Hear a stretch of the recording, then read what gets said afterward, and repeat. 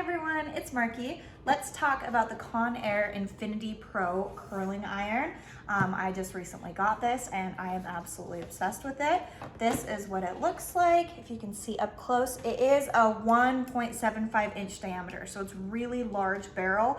So you're gonna get really voluminous, loose curls, which is what I wanted. I didn't want tight, small curls. I wanted big, really effortless wavy curls, and this is absolutely perfect for that.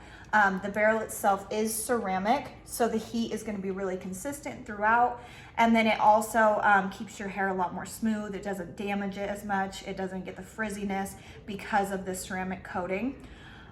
This does have a digital display right here. If you can see, when you plug it in and turn it on, this is actually just a little digital display. It'll tell you the temperature.